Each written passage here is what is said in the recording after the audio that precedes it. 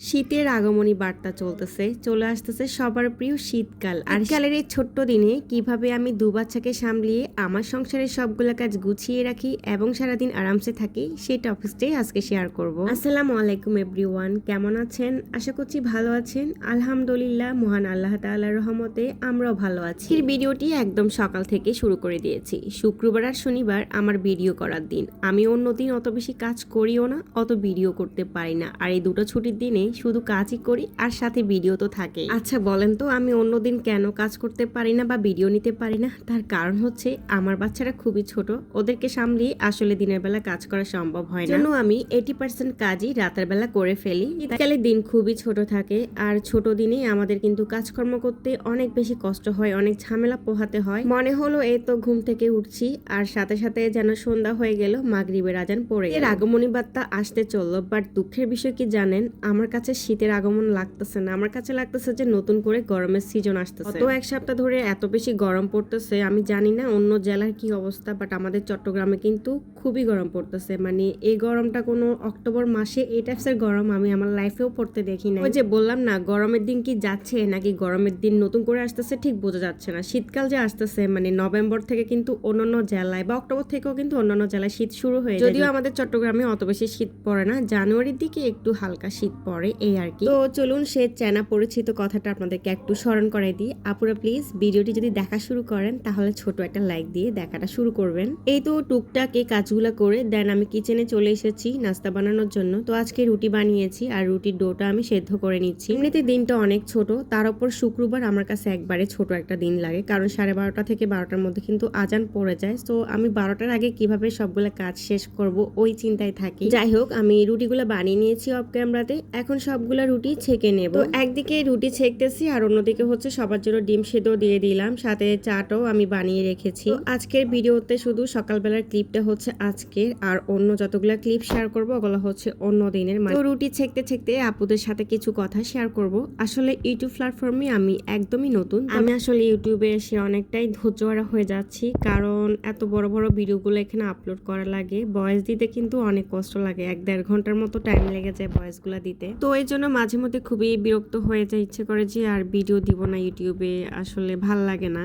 এরপর আবার ভিডিওগুলো দিই, মাঝে মধ্যে চিন্তা করি যে থাক, ভিউজ না হলে নাই, আমার ছোট ছোট মোমেন্টসগুলো আমি ভিডিও আকারে এখানে শেয়ার করে রাখি, অনেক বছর পরে হয়তো এগুলো দেখতে ভালো লাগবে, এই আশা থেকেও অনেক সময় ভিডিওগুলো শেয়ার করা হয়। ফেসবুকে খুবই অল্প সময়ে সফল হওয়া যায়, বাট ইউটিউবে সেটা কখনোই সম্ভব হয় না। যাই হোক আপুরা, আমার জন্য দোয়া করবেন, আমার ছোট চ্যানেলটাকে সাপোর্ট করবেন। সত্যি বলতে জানি না ধৈর্য ধরে কতদিন টিকে থাকবো, তবে আমি চেষ্টা করব এখানে কাজ করার জন্য। তো এখন পুরোপুরি অবসরে আছি, একদমই কোর্টে যেতে পারতেছি না আমার ছেলের জন্য। সো এখন আমাকে ইউটিউব, ফেসবুক এই জায়গাগুলোতে কাজ করে একটা মানসিক শান্তি নিতে হয়, না হলে কিন্তু আসলে বাঁচতে পারবো না। কারণ হচ্ছে আপনি যখন একটা কাজে থাকবেন, আপনি যখন কোনো জবে থাকবেন, হুট করে যদি ওই জবটা ছেড়ে চলে আসেন, দেন আপনি কিন্তু মানে বাসায় বসে থাকতে পারবেন না, আপনার কাছে কিন্তু খুব খারাপ লাগবে, আপনি অস্থির বোধ করবেন। যদিও একটা নির্দিষ্ট বয়সের পরে প্রত্যেকটা মানুষকে কিন্তু রিটায়ার্ড হতে হয়, অবসরে যাইতে হয়, তবে সে বয়সটা হচ্ছে অন্য ব্যাপার। তখন তো লাইফের মানে অনেকগুলো বছর শেষ হয়ে যায়, তখন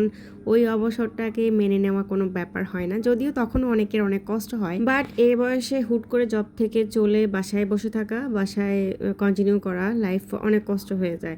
তো এই জন্য দেখা যায় যে ইউটিউবে বা ফেসবুকে আমি কাজগুলো করে নিজের একটা শান্তি পাই, আমার কাছে মনে হয় যে আমি জবে আছি, আমি কাজ করতেছি এবং এগুলোকে আমি আমার জব হিসেবে নিয়েছি। তো ফেসবুক তো আমার আর্নিং সোর্স, ওটা তো আমার জবই, বাট ইউটিউব থেকে এখনো কিছুই হয় না, এবং আদৌ হবে কিনা সে ব্যাপারেও আমি সন্দিহান, আমি বুঝতে পারতেছি না আসলে ইউটিউবে আমি সফল হতে পারবো কিনা। তো যাই হোক, আশা করছি যদি আপনারা পাশে থাকেন তাহলে নিশ্চয়ই আপনাদের মতো একদিন সফল হতে পারবো। তো যাই হোক, অনেক কিছু শেয়ার করে ফেললাম। আর এই ভিডিও ক্লিপগুলো হচ্ছে 2-3 দিন আগের রাতের বেলার ভিডিও। তো রাতে হচ্ছে আমি রান্না করে নিই, সবসময় রান্না করি, শীতকাল আসছে এই জন্য যে করছি তা কিন্তু না, আমি কিন্তু অলওয়েজ রাতেই রান্না করি, কারণ আমার আব্বাজানের জন্য দিনের বেলা কোনো কাজ করা একদমই সম্ভব হয় না। তারপর এর আগেও আমার ছেলে হওয়ার আগেও রাতে কাজ করতাম, তখন কোর্টে যাইতাম, রাতের বেলায় কিন্তু রান্নাটা করে ফেলতে হতো।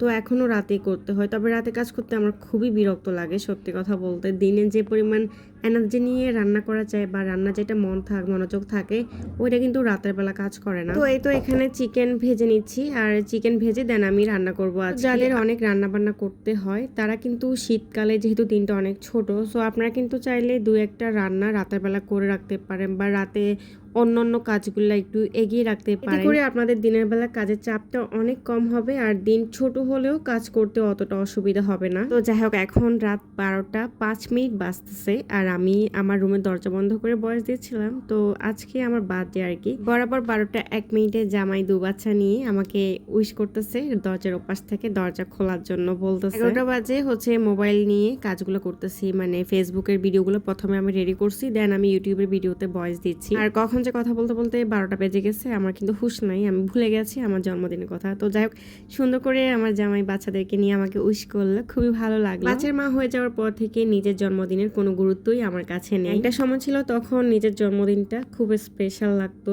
খুব মানে মজা লাগতো, আনন্দ লাগতো। ওয়েট করতাম, একদম বছর জুড়ে ওয়েট করতাম নিজের জন্মদিন। অক্টোবর মাস আসবে, 25 তারিখে আমার বার্থডে, খুব ওয়েট করতাম, অপেক্ষা করতাম, মানে কে উইশ করলো, কে আমাকে গিফট করলো, এগুলো খুব ব্যাপার ছিল ইম্পর্টেন্ট তখন, মানে এই জিনিসগুলো অন্যরকম ছিল। আর এখন কে উইশ করলো না করলো কোনো পাত্তাই নাই, মানে জন্মদিনের মানে কোনো ভ্যালু নাই। এখন সব থেকে স্পেশাল দিনগুলো হচ্ছে আমার লাইফের আমার বাচ্চাদের জন্মদিন, আমার মেয়ের জন্মদিন, আমার ছেলের জন্মদিন। 18 অক্টোবর আমার ছেলের জন্মদিন ছিল এবং আমরা অনেক সুন্দর করে আমার ছেলের বার্থডে সেলিব্রেট করেছি। তো আমার ছেলের বার্থডে অ্যান্ড আমার বার্থডে কিন্তু একই মাসে, ছেলের বার্থডেও অক্টোবর মাসে হয়ে যাওয়াতে এখন আমার বার্থডের গুরুত্বটা আরো বেশি কমে গেছে আমার কাছে। এখন আমি অক্টোবরের 18 তারিখের জন্য ওয়েট করি, অক্টোবরের 25 তারিখের জন্য আমি আর ওয়েট করি না। তো খুব শীঘ্রই আমার ছেলের বার্থডে ব্লগগুলো আপনাদের সাথে শেয়ার করব, আশা করছি আপনাদের ভালো লাগবে। তো খেয়াল করেছেন এদিকে কথা বলতে বলতে চিকেন রান্নাও কিন্তু প্রায় হয়ে আসছে। চিকেনে কিন্তু আমি ঝোল দিয়ে দিয়েছি পর্যাপ্ত পরিমাণে, আর চুলা আঁচটা কিন্তু আমি লোতে রেখে রান্না করে নিব পুরো। আর এই যে এদিকে হচ্ছে আমি কচুর ফুল রান্না করতেছি। কচুর ফুলগুলো আমার আম্মু গ্রাম থেকে এনেছিল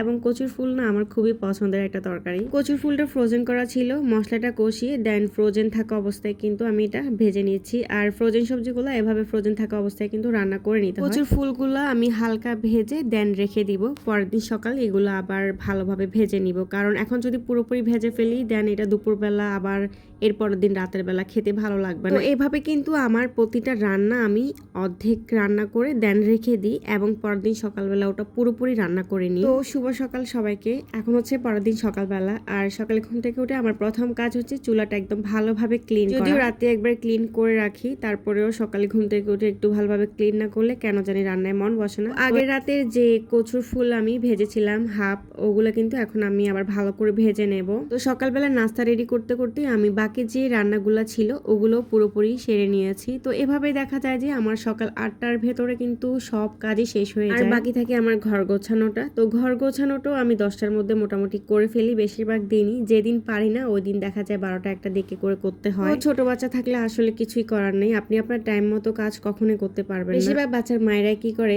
বাচ্চা যখন ঘুমায় তখন কিন্তু রান্নাটা করে নেয়। তো আমার হচ্ছে একদম ডিফারেন্ট স্টাইল আমার বাচ্চার। আমার বাচ্চা দিনের বেলা ঘুমাই না, একদম বড়দের মতো দুপুরে বা 1টার দিকে ঘুমাবে আর ঘুমাবে না সারাদিন। তো এই জন্য আমার দিনে কাজ করার কোনো চান্সই থাকে না। একটা জিনিস খেয়াল করেছেন, আমি কিন্তু কচুর ফুলের মধ্যে একটু তেঁতুল দিয়েছি। তেঁতুল দিলে কিন্তু একটু ভালো লাগে খেতে, আর গলা ধরার যে একটা ভাব থাকে না কচুর মধ্যে, ওই জিনিসটা কিন্তু থাকবে না। তো যাই হোক, নাস্তা শেষে আমার কিছু ধোয়াপালা বাকি ছিল অবশিষ্ট, এগুলো ধুয়ে নিচ্ছি। আর সবগুলো ধোয়াপালা কিন্তু আমি রাতে করে নিয়েছি। ভিডিওটি এই পর্যন্ত যারা যারা আছেন আজকে আমার সাথে, তাদের জন্য মন থেকে অসংখ্য দোয়া থাকলো, আর ভালোবাসা তো অবশ্যই থাকবে। দেখতে দেখতে ভিডিওর কোনো অংশ যদি ভালো লাগে, কোনো কিছু যদি ভালো লেগে যায়, তাহলে আমার ছোট চ্যানেলটি সাবস্ক্রাইব করে চ্যানেলের পাশে থেকে যেতে পারেন সব সময়ের জন্য। আমি খুব সাধারণভাবে জীবন যাপন করি এবং আমার এই সাধারণ জীবন যাপনটাই কিন্তু আমার ভিডিওতে তুলে ধরার চেষ্টা করি। এখানে আহামরি বা মানুষকে দেখার মতো কিছুই নেই, আমি যেভাবে চলি যেভাবে থাকি ওইটাই আপনাদের সাথে শেয়ার করি। আর এই যে দেখুন এদিকে বৃষ্টি শুরু হলো, এত গরমের মধ্যে একটু বৃষ্টি দেখে ভালোই লাগছিল। যাই হোক, ভিডিওটি একদম শেষ পর্যায়ে চলে এসেছি। কেমন লেগেছে অবশ্যই কমেন্টস করবেন। সবাই সুস্থ থাকবেন, ভালো থাকবেন, আল্লাহ হাফেজ।